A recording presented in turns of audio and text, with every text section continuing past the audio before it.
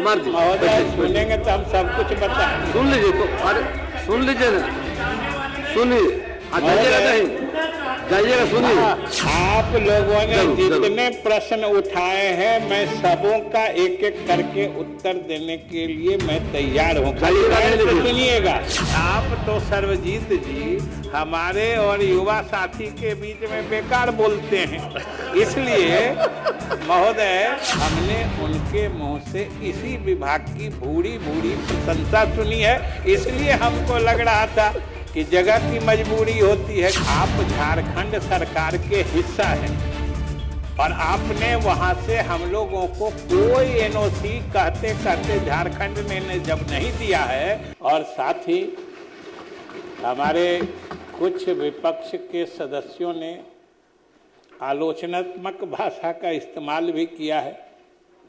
उस आलोचनात्मक भाषा में कहीं कुछ सुझाव भी थे, कहीं हमने भाषा की तलखी में उनकी मजबूरी का भी अनुभव किया है।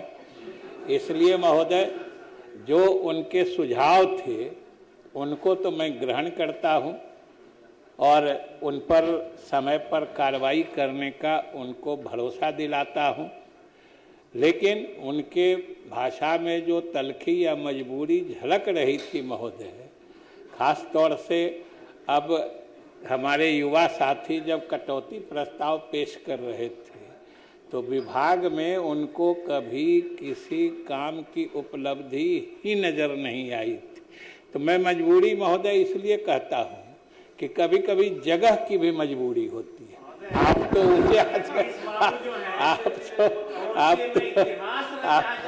आप तो महोदय आप तो बैठिए, बैठिए, बैठिए, बैठिए, बैठिए, कुमार जी महोदय सुनेंगे तो हम सब कुछ बताएं। सुन लीजिए तो, अरे सुन लीजिए ना, सुनिए, जाइएगा नहीं, जाइएगा, सुनिए, वो भी बताएंगे।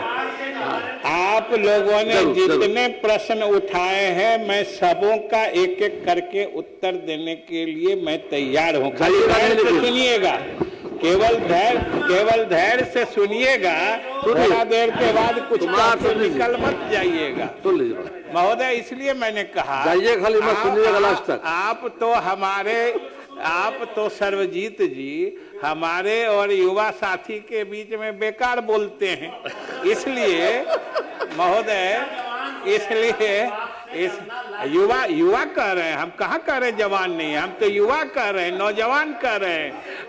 आप इसको भी समझिए। इसलिए महोदय मैंने कहा कि हम मजबूरी समझते हैं कि हमारे युवा साथी चंद वर्ष पहले ही इधर भी हम लोगों के साथ थे और उस समय इसी सदन में हमने उनके मुंह से इसी विभाग की भूरी भूरी प्रशंसा सुनी है, इसलिए हमको लग रहा था कि जगह की मजबूरी होती है। किसी जगह पर होने के औचित्य को प्रमाणित करने के लिए कोई बात लोग यकीन करे न करे बोलना पड़ता है। तौसीफ जी कैसे बोल रहे थे, पहले लाइन बोले कि हम सरकार के विपक्ष में खड़े हैं, लेकिन उनके भाषण को आगे बढ़ते बढ़ते उनके दिल और ईमान ने उनको रोकने में माने असमर्थ हो गया, नाकाबिल रहा। आखिर उनके जुबान से निकल ही गया कि हम मुख्यमंत्री जी के आभारी हैं, मेरी शादी में गए थे। महोदय, इसलिए मजबूरी में कभी कभी कोई बात कहनी पड़ती है। हम लोग भी बुरा नहीं मानते हैं, उनकी मजबूरी समझ के खुले दिल से ग्रहण कर लेते हैं। और महोदय, जो मूल रूप से हमारे विभाग के कार्यक्रम हैं, नीतियां हैं, उपलब्धियां हैं, जो अगले वर्ष हम लोग करने वाले हैं, उनकी चर्चा हमने अपने अभिभाषण की जो प्रिंटेड प्रति बांटी है उसमें है। इसलिए मैं सिर्फ चंद हमारे माननीय सदस्यों ने जो बातें उठाई है उसी के ऊपर मैं टिप्पणी कर देता हूं, वरना उस नीति के बात में जो इसमें भी अभिभाषण में है फिर वो बात झड़ जाएगी।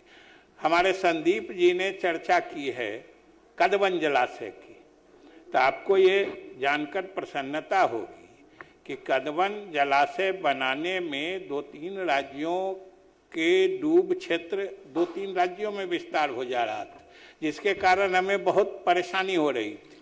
तो उसको रूपांतरित करके मॉडिफाई करके हमने इंद्रपुरी जलाशय उसको बनाया और इंद्रपुरी जलाशय में हम लोगों की योजना भी मंजूर हो गई थी।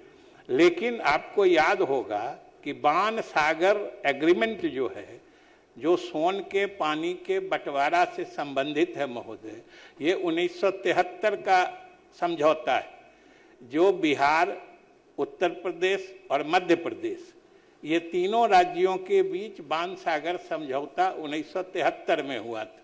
और उस समझौते के तहत हमें बिहार को 7.75 MAF माने मिलियन एकड़ फीट कहते हैं, इतना पानी मिलना था। और हम लोग इंद्रपुरी जलाशय जब बनाने लगे तो तब तक झारखंड अलग हो गया 2000 ईस्वी में। अब हम लोग चूंकि इसका जो डूब क्षेत्र है, सबमर्जेंस एरिया है इस जलाशय का, झारखंड में भी थोड़ा पड़ता है, उनसे हमने माने अनुमति या अनापत्ति मांगी तो उन लोगों ने मना कर दिया, कहा कि ये 7.75 MAF जो बिहार का हिस्सा मिला था उस समय 1973 में, इसको पहले बिहार झारखंड के बीच बांट लीजिए तब हम लोग NOC देंगे। और ये मामला 2000 से लगातार लंबित चला रहा था। तो हमको संदीप जी को ही नहीं, सर्वजीत जी को ही नहीं, पूरे सदन को बताते हुए प्रसन्नता हो रही है कि इस मामले में बिहार सरकार ने लगातार अपना पक्ष मुस्तैदी से रखते हुए अंत में जो पिछले वर्ष 10 जुलाई को जो गृह मंत्री अमित शाह की अध्यक्षता में पूर्वी क्षेत्रीय काउंसिल यानी ईस्टर्न जोनल काउंसिल की जो बैठक हुई थी, उसमें ये बात तय हो गई कि 7.75 में उन लोगों को सिर्फ 2 MAF मिलेगा और 5.75 MAF पानी बिहार के हिस्से में आएगा। और ये बात फंसी हुई थी।